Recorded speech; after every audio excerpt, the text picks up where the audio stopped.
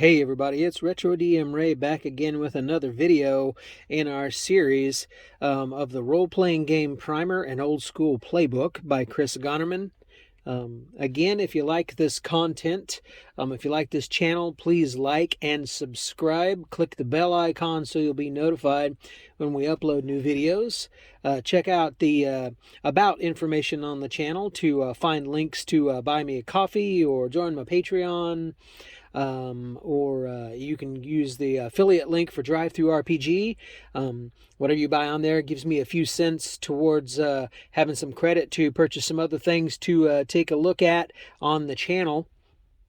Also stay tuned. Coming up in a few weeks, I'm going to be showing you a video that was suggested to me by Rob's Gaming Group on his particular channel. Great channel if you want to check that out and watch some of his stuff.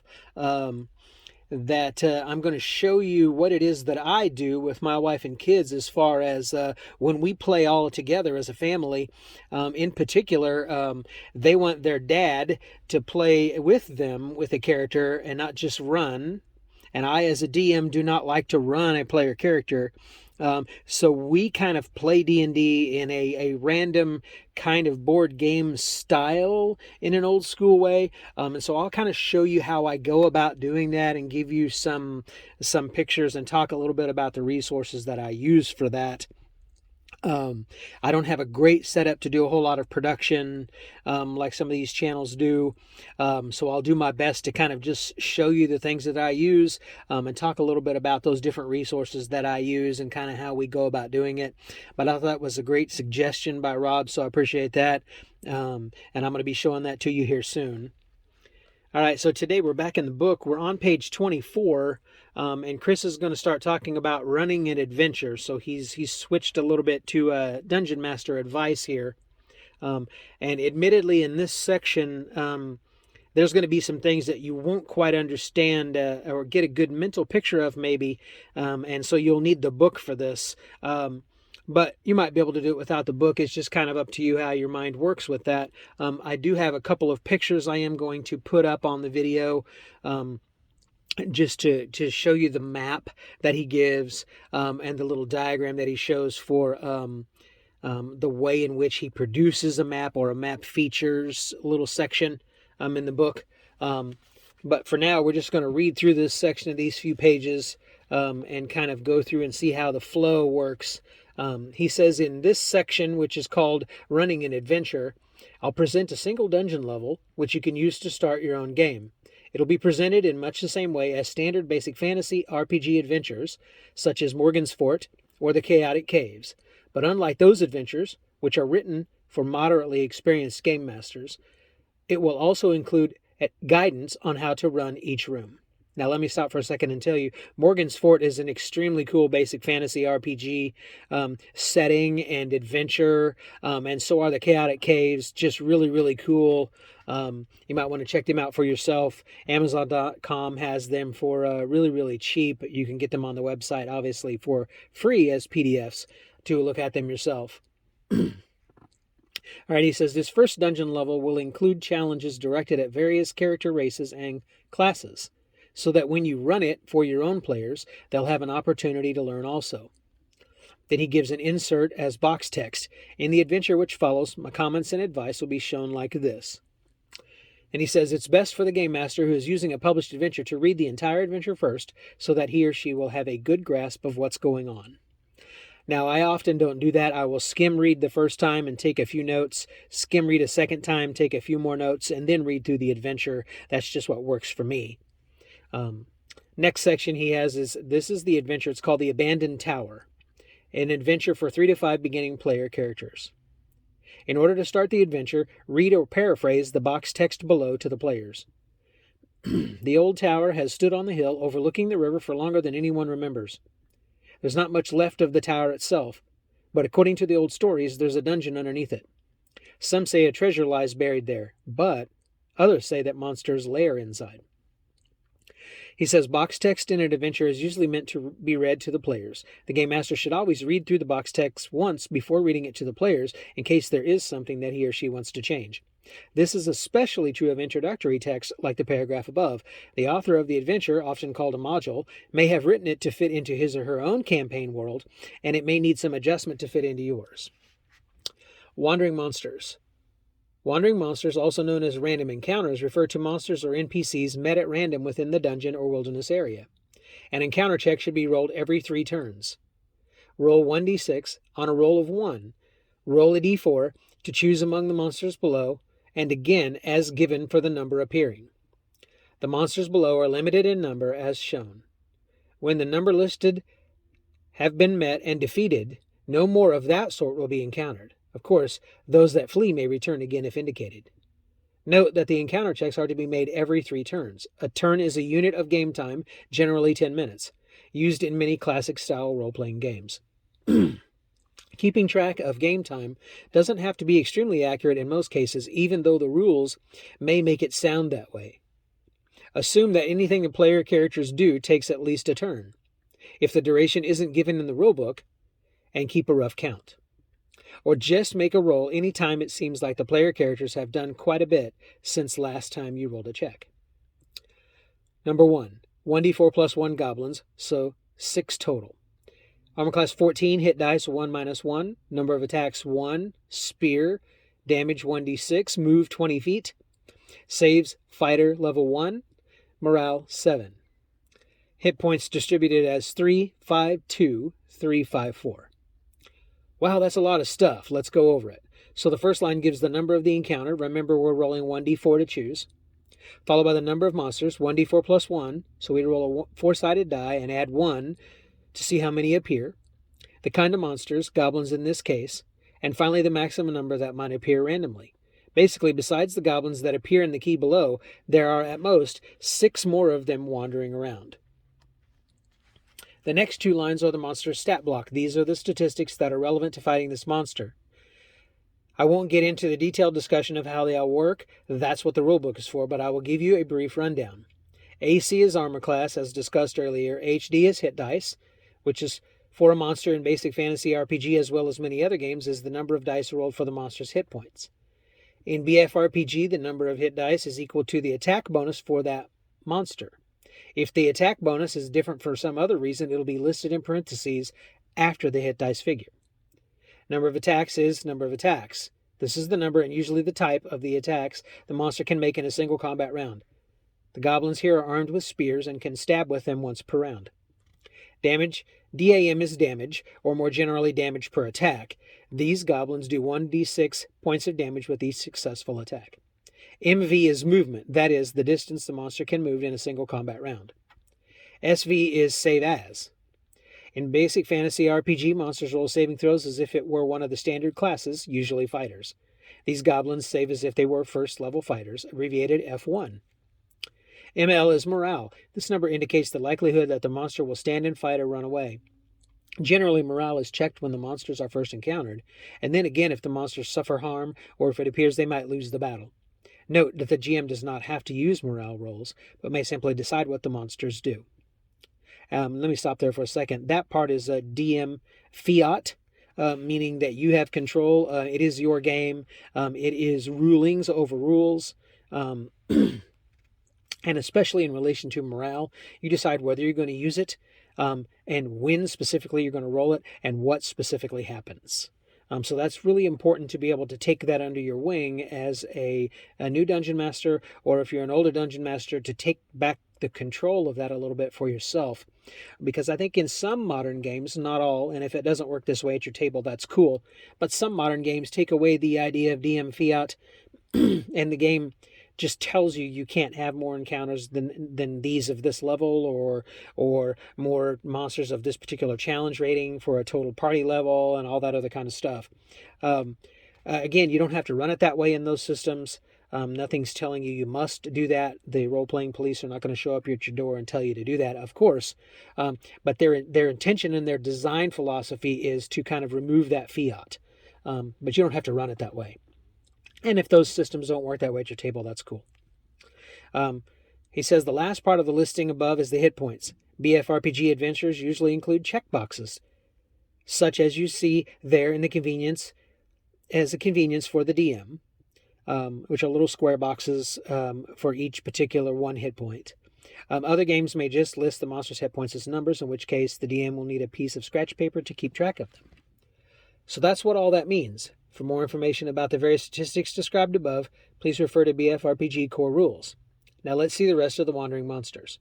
Number 2 is 1 giant crab spider. AC 13, hit dice 2, number of attacks 1, which is a bite, for a D8 plus poison. Move 40, save fighter 2, morale 7, hit points 13. This is a bit tougher monster. It has poison listed as a damage type, which means that any character bitten by the spider must save versus poison or die. But a more important issue, for the DM anyway, is that this is a monster that is really not equipped to open a door.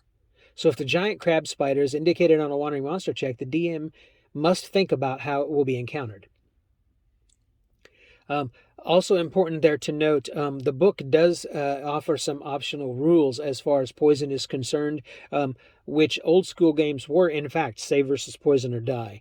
And you're free to use that. The game also offers the fact that you take 1d6 damage from a failed saving throw of poison every round for a d6 rounds, or 1d6 damage per round for 6 full rounds, which may end up killing you anyway.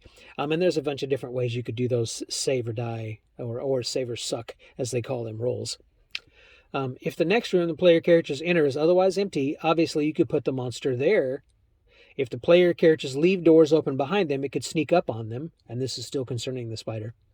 To make things really interesting, if the next room they enter has a monster listed, the crab spider might be there, already doing battle with the regular inhabitants of the room. The point is, think about what's going on in the dungeon and don't be afraid to be a little creative. Monster number 3 is 1d4 fire beetles. AC 16, hit dice 1 plus 2. 1 attack for 2d4 damage. A move of 40, a save of fighter 1, and a morale of 7. With distributed hit points of 7, 7, 5, 5, and 4. Fire beetles have glowing organs that provide illumination even after the creature's dead, but the wandering monster entry doesn't mention that. This is one of the many reasons why beginning DMs should read the monster descriptions from the rulebook before running an adventure. As time goes on, you'll learn these things, but even an expert DM may refer to the book from time to time. You'll look more knowledgeable and probably more confident if you've done the research before your players come to the table. Monster number 4 entry, 1d6 giant rats. AC 13, hit dice 1/2. Number of attacks 1, bite. Damage 1d3 plus disease, move 40, swim 20, saves fighter 1 and morale 8. Distributed hit points are 2, 3, 2, 3, 3, 4, 3, 3. This monster lists disease as a possible effect of being hit. This is another case where the DM should review the monster's description in the rulebook. It's important to know what might happen and to keep track of any characters who might be affected. We move on now on page 28 to Dungeon Key Level 1. The text below gives the number of each area or room on the dungeon map and describes what is found in each. In most BFRPG adventure modules, the dungeon maps are collected together at the end of the adventure, so you'll find the map for this dungeon in the following section. Other games may do it differently, of course. Entry number 1, or room number 1. Staircase. The tower is little more than a shell, but inside you can see the rubble and brush has been cleared away from a staircase which descends into darkness. The landing of the staircase has a concealed tripwire in the DM's information, really just a thread, which may trigger an alarm in area 2 below. The tripwire is very thin and hard to see, and so fragile and sensitive that it will not be noticed if it is tripped. The chance to see the tripwire is 1 on 1d20, unless the character is actively looking out for it, in which case the chance is 1 to 2 on 1d6. Add 1 to the range if the character is a thief, and or 1 if the character is an elf. So the chance for an elf thief is 1 through 3 on 1d20 at a glance, or 1 through 4 on a d6 if actively looking for it. If not noticed, the chance that any character passing through this space will trip is 1 to 4 on 1d6. If tripped, the goblins in Area 2 will be alerted and will not be surprised. Note that this room prescribes a special method of detecting the tripwire, which you will not find in the rulebook anywhere. Adventure modules often contain special rules for things like traps. Always remember that the DM may change the adventure in any way that he or she sees fit. If you don't like the rules given, you're absolutely free to change them. Again, rulings over rules, right? Number 2, Goblin Party. The door to this room is not locked or stuck. In fact, it will appear to have been repaired recently, if anyone thinks to check. Most doors in Dungeon Adventures are assumed to be stuck, requiring someone to force them open in order to enter. This assumption may be changed in the introduction to the adventure or on a room-by-room basis as above. If the goblins were alerted by the tripwire in Area 1, read or paraphrase the following. You see 6 monstrous little man-like creatures with pointed ears and sharp-pointed noses pointing sharp-pointed spears at you. If the goblins were not alerted by the tripwire, you see 6 monstrous little man-like creatures with pointed ears and sharp-pointed noses playing at some sort of dice game at the far end of the room. The room description above doesn't mention rolling surprise checks, but you should do so for at least the player characters in any case. Most adventure modules don't include instructions about doing what you're supposed to do anyway, and instead only describe unusual situations such as the tripwire in Area 1 above, preventing the goblins from being surprised. It's best to assume that all the usual procedures in your rulebook apply in a published adventure, unless you know for sure they don't. These goblins are a raiding party from a tribe that lives further into the forest. They are opportunistic and will attack any non-goblins that they think they can defeat. At the first sign that they might not win, they will attempt to retreat if possible. Monster entry, 5 goblins, AC 14, hit dice 1-1, number of attacks 1 with a spear, damage 1d6, move 20 feet, save fighter 1, morale 7. Distributed hit points are 4, 3, 6, 6, and 5. Goblin leader, AC 14, hit dice 2, number of attacks 1, spear, damage 1d6 plus 1, move 20 feet, save fighter 2, morale 7. Hit points 10. Room number 3, choices. The door to this room opens easily. When it is opened, roll 1d6. On the result of 1 to 2, one of the wandering monster groups above is just entering the room from the door from Area 6. See the Wandering Monsters section to determine what is encountered. This room is littered with bits and scraps of cloth and leather, all rather rotten looking. There are 2 doors in the far corner, one on each side. The one on the right has some sort of writing scrawled on it. The writing is in an ancient language. A magic user might be able to decipher it with an intelligence roll. It says, "Beware the unquiet dead." This is a reference to the skeletons in room 4, just beyond the door. The next room is the skeletons, and I think we're going to stop there for this particular reading. The next time we are going to continue with the description of the rest of the rooms, but I will add the picture of the level 1 map for this little made-up adventure scenario by Chris in the book here, and then I will also show you a picture of that map legend, if I can get those things to come up on here. And then I will read a section about moving on from there, which will then get us into the section on part 4 of creating an adventure. So we've still got some fun stuff coming up here soon. And so I hope that you're going to continue to enjoy tuning in and listening to what we have to say here about this particularly cool little book here. And again, in a few weeks, I will be teasing out a little short with some pictures in it about what's coming up on the channel, about that stuff that I do with my wife and kids at the table. So I hope you're going to be looking forward to that. Again, I've enjoyed all of the comments. We are at 275 subscribers right now. Wow, that's just, thank you guys so much. It's just really amazing to me. It's really, really cool. Trying to reach my goal to break 300 and push beyond even from there. I just appreciate your input, your comments, your tuning in, and all those kinds of things. I appreciate the back and forth discussions that I've had with many of you. Again, check out Rob's gaming group on Facebook, all one word, and his channel as well on YouTube. You can check out some other great channels. Not all of them will be G-rated, of course, like this channel is. Not all of Rob's videos are G-rated, and that's totally cool. But he's a great, great guy. He's got a lot of good stuff on there, so I'd encourage you to check him out. Unscripted and Unchained. I've went through several of his videos. I'm not saying they all are probably totally G-rated. I don't know yet, but he's got some good stuff. DM Bloodworth. Thank you for joining. Bandits Keep Daniel there. Not all of his are perfectly G-rated, but again, Daniel's a great guy. He's got a lot of great stuff to talk about. Really good old school gamer as well. A lot of other people that have tuned in on the channel, who are connected and subscribed on the channel. I would encourage you to check those out. But like I said, mine is totally G-rated. Always going to be that. It's apolitical. It's asocial commentary. It's acultural. We're not going to do all of that stuff. We're just going to talk about this game that I love, this old school role-playing stuff. And so I hope you've been encouraged in listening and following along today. And looking forward to the next section as we continue on with this adventure in the role-playing game Primer and Old School Playbook. As I always say at the end of my videos, hey, enjoy your stuff at your table. Enjoy your time together in this wonderful gaming experience with each other, making friends and rolling dice. And again, when you do roll those dice, may all those rolls be nat 20s. Take care. Bye-bye.